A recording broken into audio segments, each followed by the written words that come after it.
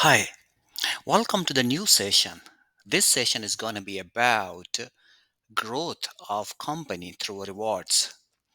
Now, this is one of the session that will help you to understand what growth is about and how company can have growth through rewards and how those rewards can be set in companies where you can feel that these rewards can bring more growth in the company. Normally, if we talk about the business growth or company growth, is always about increase in company size and revenues, market share, customer databases, and profitability over time. And this business growth can be possible when you have thought about the expansion of the company. In terms of revenue, of course, customer base and market share, and producing more products, launching new products, opening the new branches around the world. So that's a business growth. But we always forget about one of the most important things, that this growth is possible through the rewards that we set in the organizations. Human being by nature is highly motivated by the reward systems in the company. And if we really good in understanding the need of the people, that they feel that they need to be rewarded all of the time, as a company manager, as a head of department of human resource management, I have to keep exploring different aspects, different ways, different methods to reward employees. So sometime in form of appreciation, sometime in form of praise in the meeting, some in form of financial rewards, some sort of promotions, some sort of extra responsibility, or many other things that could be for that matter. So business growth is possible because of the reward systems. But those reward system actually, we have to think about that, is company capable enough to afford that one or not? So if company can afford, we can go ahead with that. But if company cannot afford, are there any things that within the rationality, within the financial constraints you do have, the company constraints you do have, within the volume of your company which you do have, but still you can think of loads of rewards that you can keep your employees motivated. So the growth is possible through the rewards, which we have to think what kind of rewards should be given. Imagine you talk yourself, you talk to other people, or you talk anybody, they will always tell you that we are very happy because rewards of these companies are very good. And that is the main point, that employees can put more efforts to achieve those business goals in the company.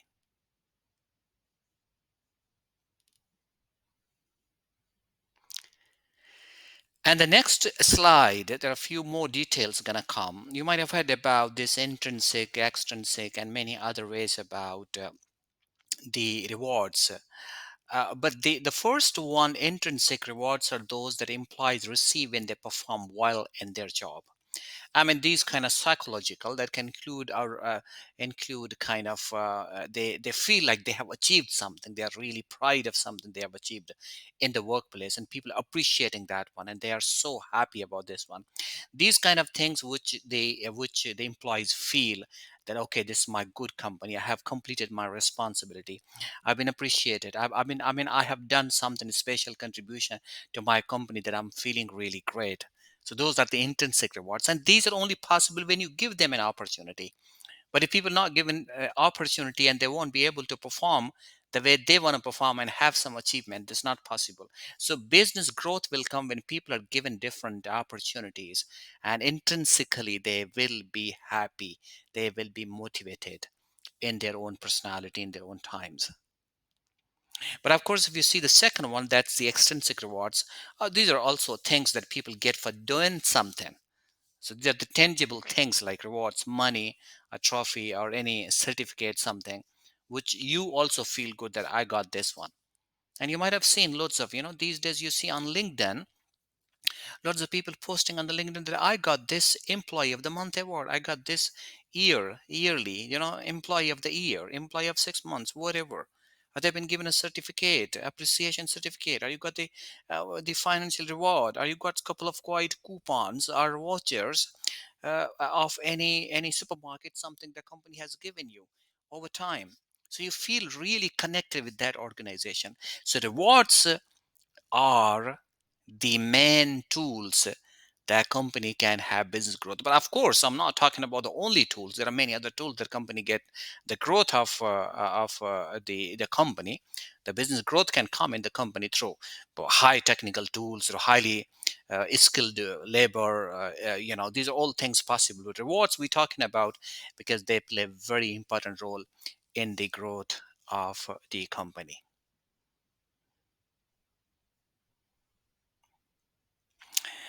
And then if I take you to the next slide, that is about how this reward management system works. And this is the data I have taken from different sources and have organized over here for you understanding. You see, we have heard about loads of different motivational theories, equity theory, expectancy theory, hierarchy of needs, Maslow. There are many other theories. We are not going into detail of this one, but of course, one of theory which is very much popular is the hierarchy of needs, Maslow's, because rewards and recognitions are the important aspects, as I have mentioned in this session. You can see the reward management is a strategic and holistic system for rewarding the employees. Now, their top companies, they are having good growth every year, and they're having very growth and every month even. And this is because they keep motivating employees. And some of the companies, if you got the growth because of the employees, they double the rewards for them, and they get the double growth over there. The more you invest in people, the more you appreciate people, the more you reward people, the more those people are going to put efforts for company's growth. And this is give and tag. It's kind of two-way traffic. The more you reward them, the more you appreciate them, the more they will put efforts to have good business growth in the company. And there are many, many, many concepts of the reward systems. These are some of them are listed there. The base pay, earnings, and total remunerations, on total remunerations, or on total rewards, financial and non-financial rewards. All of those things are really important. But in a whole picture, if you see, the reward system is playing important role. And normally, if we talk about this expectancy theory, people expect a lot actually. And you can make people expect based on the clarity in the policy you do have. If you said that, okay, these are things you got to complete, these are the things you will get the rewards. But if these things will not be completed, then you will not get the rewards. So people are very much clear about the direction, so they keep putting more efforts to achieve more business for the company. And there are many, many things which we have talked about, um, that how HR managers are going to apply these all theories, are going to apply this reward system in the organizations.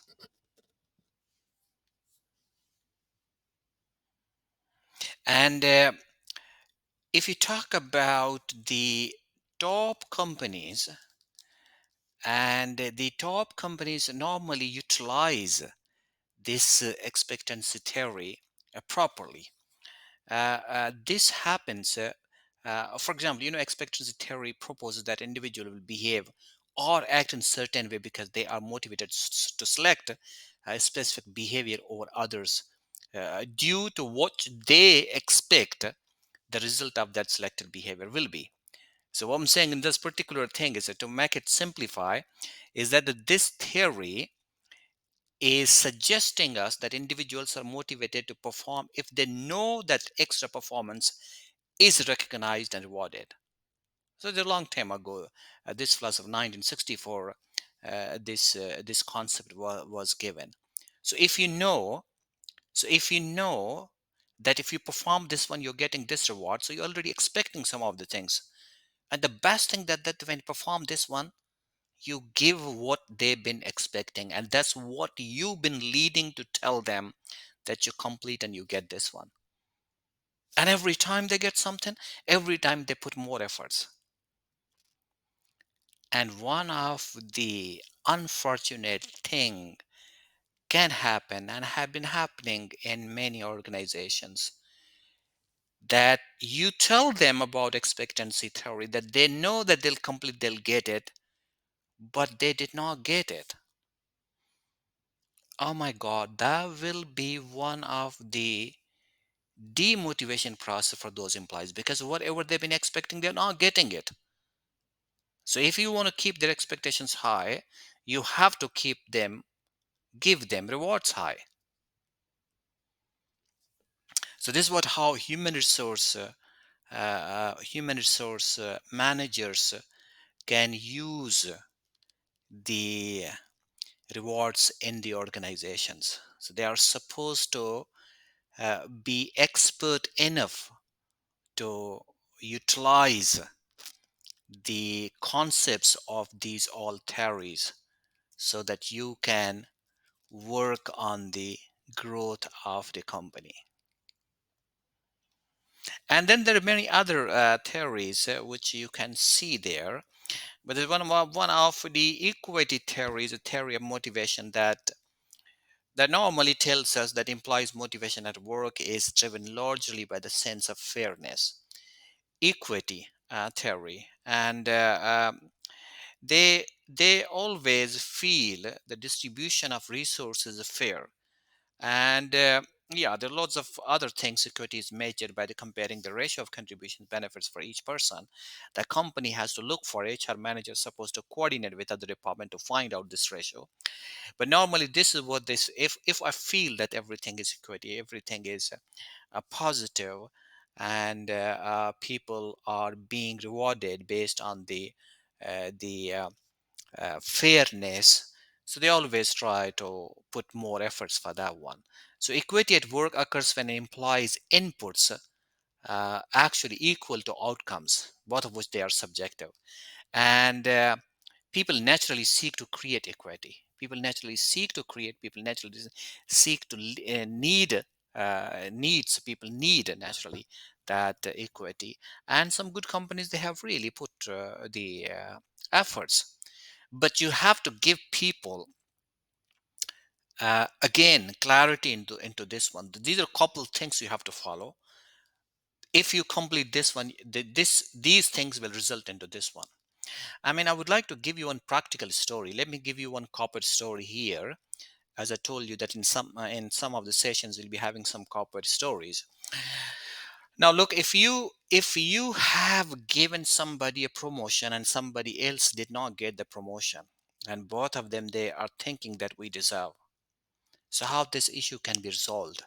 This issue can be resolved by the equal criteria that had been communicated to both of them. And you have to give clarity of achievements, the target achievements, to both of them. And then you see this kind of mirror to both of them, that you achieved, this person achieved, this person did not achieve. So sorry, we cannot do anything about this one. But this what somebody achieved based on the factors which we had told you as well, we had told him as well. So somebody followed. So this is a simple story. In some of the corporations, this happen. I observed this thing some when we've been a consultant at some places. We found out when we talked to the employees, and employees were saying that the things are not fair over here. We achieved so many things, but any time they make some pretext not to give us for any trivial thing. So what was the thing that was happening that was not clear? It was clear to some of the points of someone, that was not clear to other people. It was not clear to everybody. So there was lack of communication in the organizations. And some people smart enough, they explore many things.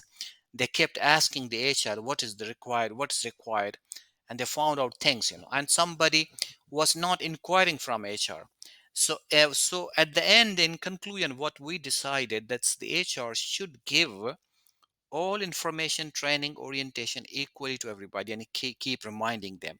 Do not expect all employees that they will walk into you and ask you what is the criteria. So this is something that happened in some companies. Of course, not in the reputable firms, but there are some of the typical companies. These things can happen. And what is the motive behind that? that's another story, maybe motive of that HR manager or CEO, or there's any politics going on in the company. All those things are possible, so those things can happen in that situation. So you as an HR manager need to learn about these factors, and based on that you will decide that how you can put efforts, and how you can learn this, and how you can actually apply in the organization. You got to motivate them, the satisfying factors and two factor theory and all the things which we have talked about. Is like, you will see that, oh, people are motivated by this, or people are not motivated by the supervision, people are motivated by the appreciation, or people are motivated by the empowerment, people are not interested in the interference. How many things? But if you keep working on those all theories, keep working on those all reward generalizations, it might possible you will get some growth in your company, and you're supposed to get the growth in your company. So you have, as an HR person, you're supposed to keep exploring these things that will help you in the company.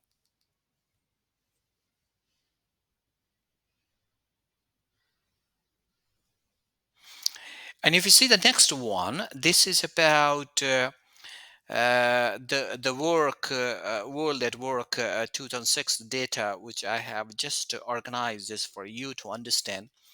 Now in this one you see how business can grow and what a company can do to motivate employees and create kind of culture. You see, the business strategy of the company is to create the best culture, and human resource strategy is that to motivate all employees and make those employees accept that culture is an amazing thing in that company. I mean, the company's culture is accepted by them. So if you see the total reward strategy, compensation, benefits, work life, performance recognition, development, and career opportunities, all that we have talked about, these things motivate people actually. If you talk about that, if you focus some of the performance based compensation, so people always get the rewards, and they feel that if I put more efforts, my compensation will be improved. And if everybody's thinking, like 100 employees are thinking, those all 100 employees for this compensation, they keep putting efforts, they can give the best business to the company. And when the company is having great business, of course company is supposed to actually share some of the percentage of that benefits, that profitability to the employees in form of benefits, in form of compensation. And that's the reason some of the facilities you can which you can give them, like in accommodations you can give, or other things, which these things can help in their work life balance. And work life, of course, the company is always creating sort of work life balance, like flexi work place hours, flexible working thing, taking care of their families, and giving them some days off, trying to have some more vacations, paid vacations. These all things can work. And of course, the recognition we have talked about, they're always, employees are mostly motivated when they are being recognized, and this is one of the thing that human being always looking for. The my work, you work something, and my work is being recognized. And then you kind of, you always become a spokesperson of the company. You keep always saying that, look, I really love this company because your work is being recognized. And there, then we have about the development and career opportunities. And when we talk about the development and career opportunities, we always talk about that employees are supposed to have some sort of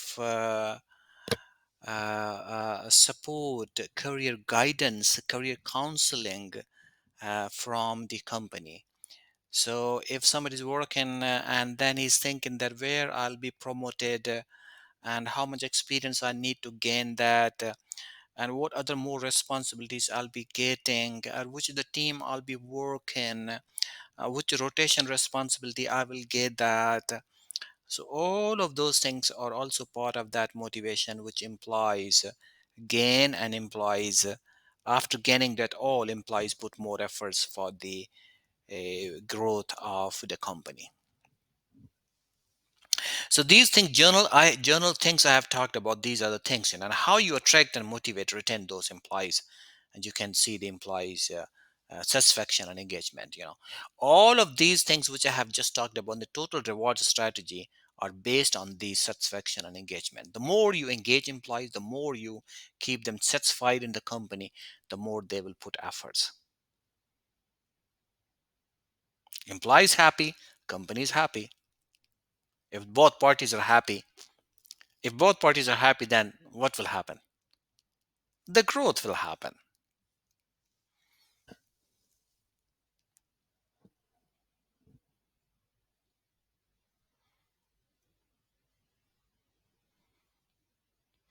And in the similar way, let me give you a couple story about, there was PepsiCo a long time ago. They initiated the pay for performance for some years, and they said that anybody who's putting more efforts, and anybody who's getting more business, anybody who's getting more customers, so the more you show your performance, the more money you will get, so more pay you will get. These are some of the things that some companies follow. It's not only the PepsiCo did that. There are many other companies also did that. So you have such situations. I mean, IBM, International Business Machine, they started the Human Resource Leadership Program, Human Resource Reward Systems Program, and that was really effective. That was really productive, and the company got more growth over there, where people got more motivation right, into that one. So that performance really works very good for the growth of the company.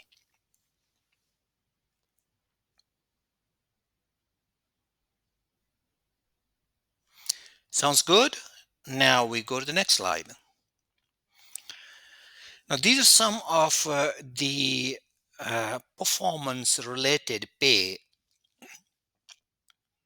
and you can see should staff be paid on the basis of, now this is you decide, your company decide, HR managers will decide that this is required or this is not required.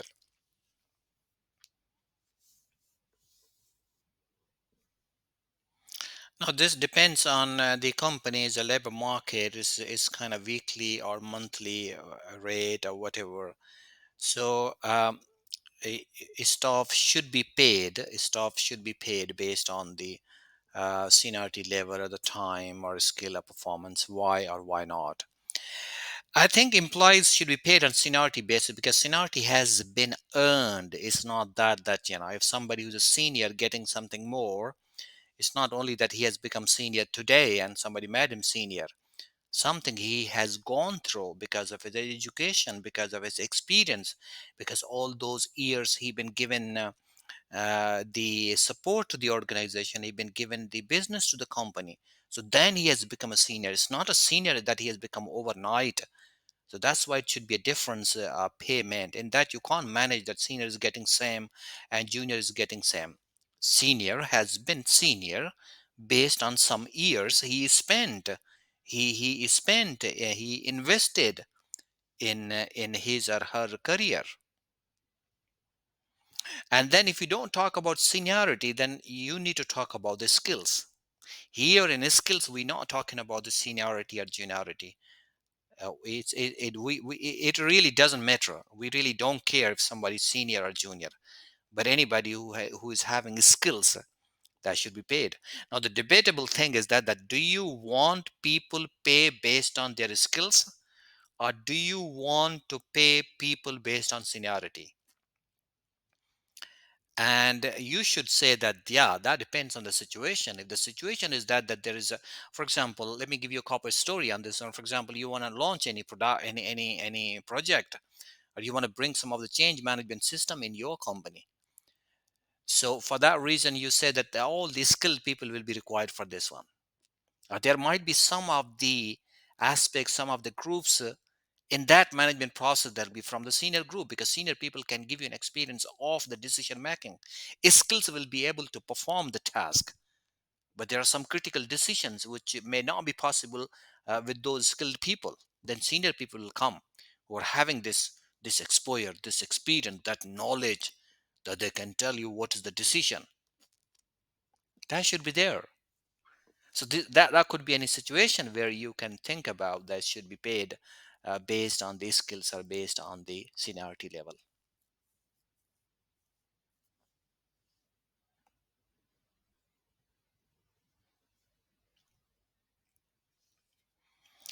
And then if you see number four is about performance.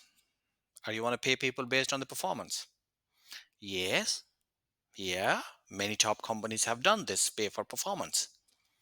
So this through the reward thing is giving growth to the company. Performance is such a motivational tool. If people now performance will, I think in good companies they follow the performance based. The reason is that if you pay people based on the performance, this is a clear message to those people who are not showing performance. So company will be at the very safer side that this has been decided for the people who are performing good. So if you performing good, you will get rewards very good. So if you're not performing good, you might not get good rewards. So this is the rationality and a discussion which we have talked about in these points, that should we pay people based on senior, mostly we talk about three most important one: seniority or skill or performance one. Why we talked about, and why not based on any situation, but we should give, because if we want to have the growth in the company, we have to perform them that way.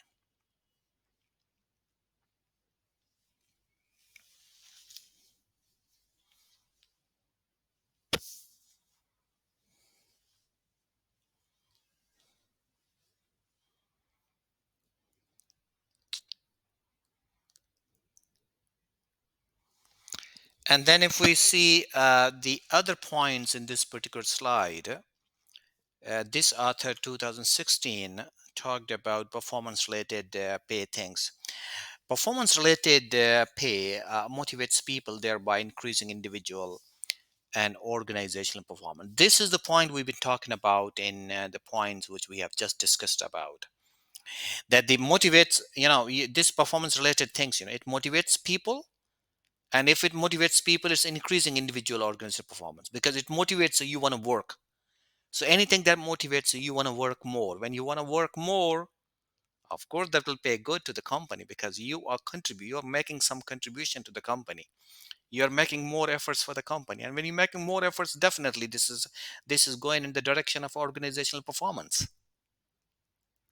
That's a clear cut point. And if you're not motivating, now this is the point that some companies need to learn, that you need to learn as an HR person. If you don't motivate people, thereby the individual's performance will not be increasing.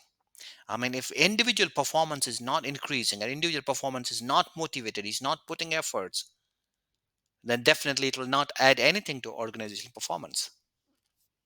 That's why, all of the things which I talked about in the earlier part of this session, that you have to have the growth of the company, but based on the people, how they are being motivated, how they are being utilized, how you making them so excited to work and put more efforts so that you can get the desired organizational outcome.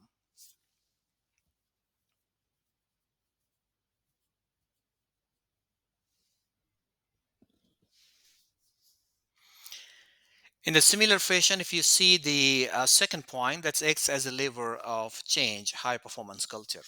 Definitely, that's a great point, followed by the first point. If employees are happy, they are increasing their performance and contributing to the organizational performance. So, this is creating a high performance culture in the organization.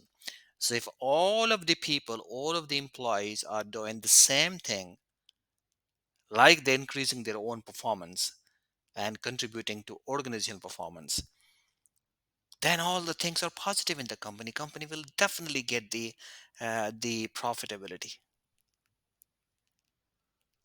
And if you see the third point, links reward results that support achievement of organizational goals. If you give me rewards, I will give you results.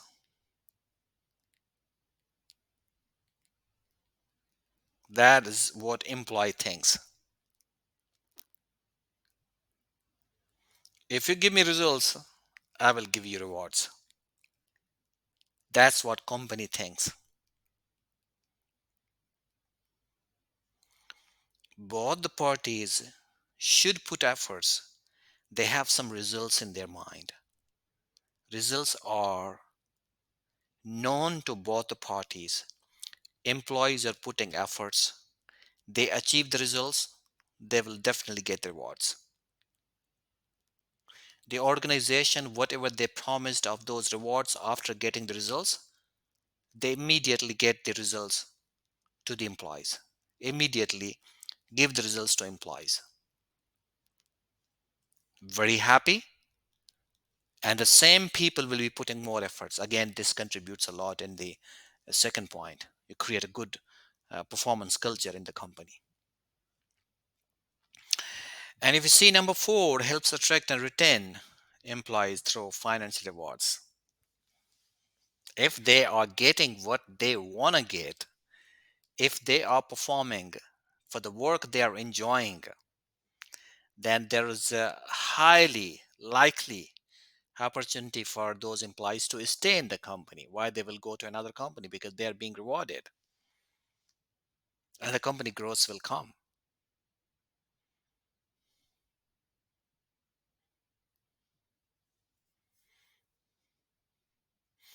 And the impact of these all 4 points which we have talked about, the impact of this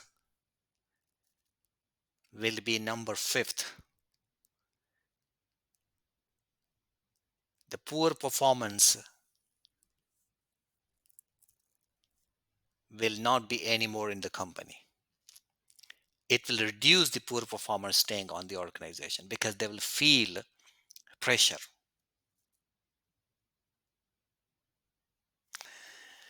Let me tell you one corporate story here. Very good corporate story. There was one Japanese manager, and that Japanese manager had one fish pond. You know, fish pond. There were loads of fish in the water. So every morning he used to check those fish, and he put more fish in the pond. So he found out that the fish mostly they are lazy. So he used to, take a stick and move them. And he was worried that these fish are very lazy and they will die. And it was regular. He used to put every day, put more fish in the pond. And one day he came and he saw all the fish. They were like running like anything, zzz, zzz, zzz, like this. Then he found out what happened.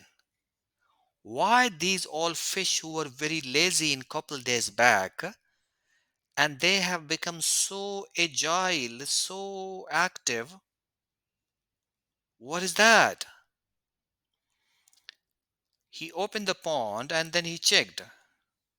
He found out that by mistake he put one shark fish into the fish pond. The big fish, the shark, was after every fish, and all fish were escaping from him, from a shark. Do you get the point? So the moral story of this example is,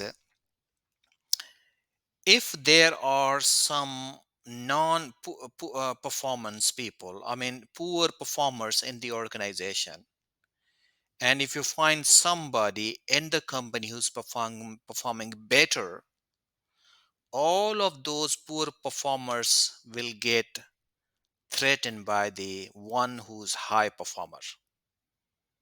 Either everybody will start becoming high performer, or they will not stay in the company because they know that they will not be rewarded. Only the rewarded will be top. Other reason could be the non-performers will become performer because they will feel like there's a shark. There are a few sharks who are always having high performance, so they will also be trying to have performance like that.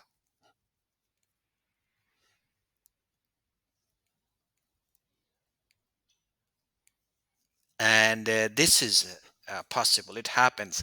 That's why people always put the talented people. And if anybody who's talented has no any issue to join any organization because you've been working good and you'll be working good. But the issue comes with the people who are not performing and they join organizational culture where everybody's putting effort. Then you feel like a fish out of water.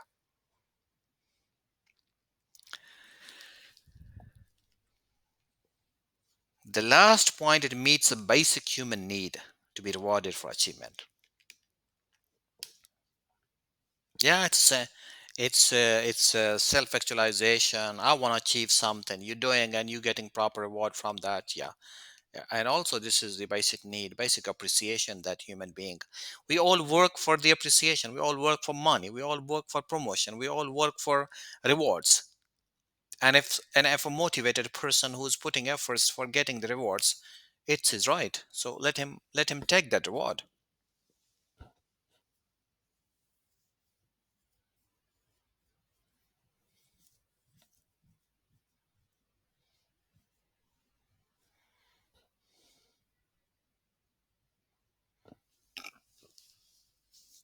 So that's the story of performance related pay that will help in the growth of the company.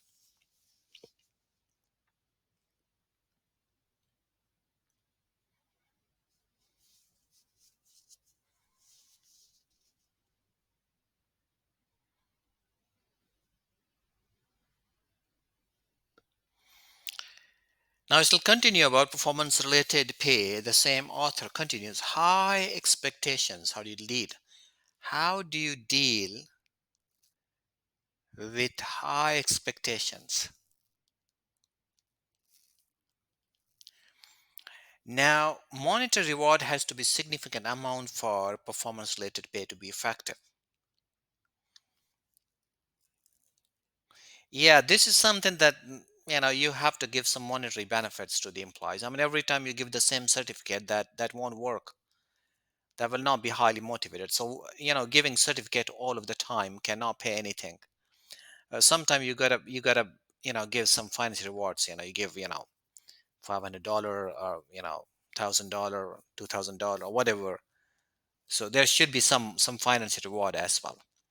But of course, all of the rewards, appreciation with certificate and plus the financial reward will be most effective in the organizations. So people's expectations are always there with the monetary reward.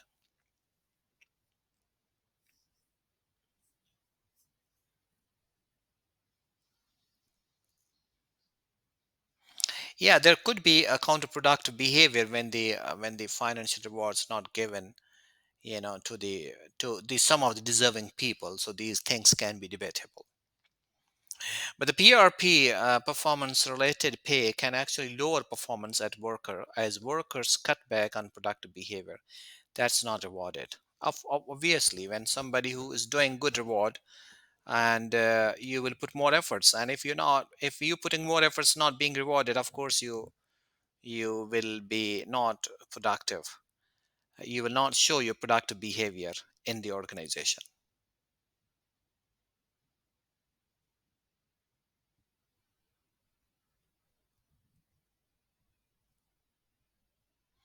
Yeah, that's danger one. If you see, can lead to counterproductive behavior like talking to customers into purchasing unnecessary goods or services.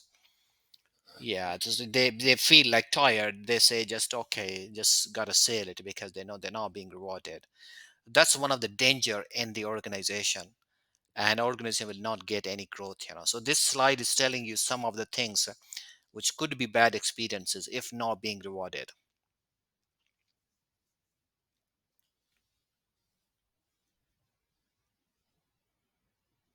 Yeah, delaying payments, that's danger thing. And the second last point, performance related pay may encourage a short approach where individuals look for quick returns from small scale projects rather than addressing more fundamental issues. Now, this is also debatable, but the organization is always looking for the positive things, and the organization is always looking for to reward people because they want to maintain the rhythm of the performance that's happening in the organization, and they have to reduce the problems which are related with the performance management. So this slide and the previous slide is about performance related pay, is a really important one because that motivates employees. And if you promise that's a performance related pay, that you have to definitely give on time to the employees who are putting efforts. And this is a clear message to those people who are non performers.